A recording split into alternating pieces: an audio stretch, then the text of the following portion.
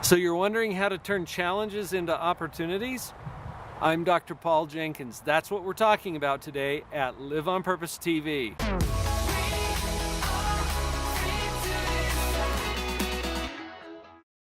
Sometimes in psychology we make up words.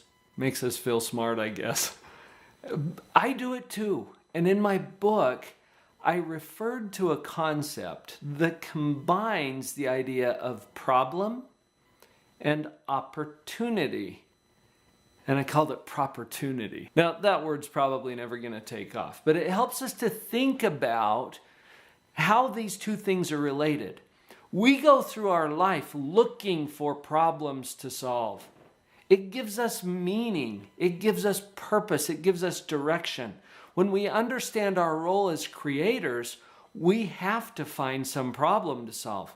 I do business trainings and sales trainings, and when I do these, it's obvious that every legitimate business exists for the sole purpose of solving problems. Think about it.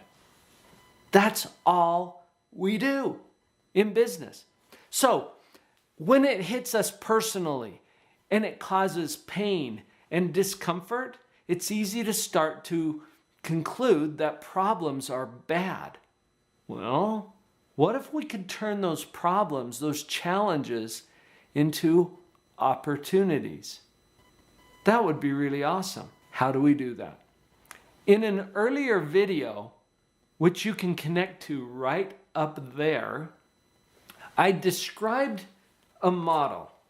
Here's a card that gives you a quick visual of the model that we talked about in that earlier video, where we engage in two different processes in our own mind, evaluation and creation. To turn challenges into opportunities requires that we get into a positive evaluation of what it is. What that means is that we take the problem and we reframe it. Here's one way to think about it. Years ago, a psychologist named George Stratton did some experiments on human perception. This was in the 1800s, folks. In 1896, he wrote a paper about what he had found. George developed a pair of eyeglasses that turned everything upside down. Now, as you think about that for a minute, let's create a visual here. These eyeglasses change everything that you see. Or do they?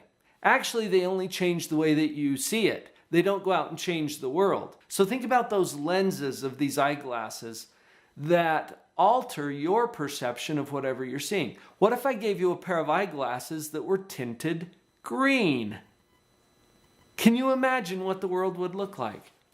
It's like you're living in the Emerald City. The lawn looks awesome, your spouse not so much. Does it mean the world is green? No, it just looks green to you because of the lenses that you're wearing, right? What if we swap those out for those proverbial rose-colored glasses that we've all heard about? Now the world looks red. Did the world change? No, but your perception of it changes dramatically. Back to George. Dr. Stratton found in this experiment that he did, and by the way, he couldn't get anybody to sign up for this silly experiment. Who wants to put on a pair of glasses that turns everything upside down? Well, he tried them on himself. And as you can imagine, at first, he's bumping into everything. He's having a hard time getting through his own house with everything switched 180 degrees top to bottom. After a few days, he started to get used to it. He wasn't bumping into stuff as much. On day 8, something really remarkable happened. And maybe you've heard about this in your introductory psych class. What happened on day 8? Everything looked normal to him. It's like his mind fixed the image, so it was no longer upside down. The world didn't change, but his perception of it changed drastically because of what his mind just did with it. He took the glasses off and then everything was upside down. He had to adjust back. Now, this sounds a little crazy, but we do this all the time. When we put on sunglasses, for example, what do you notice? Everything looks darker at first, but after you've had them on for a while, you just get used to it and everything looks totally normal to you. That's what we're talking about.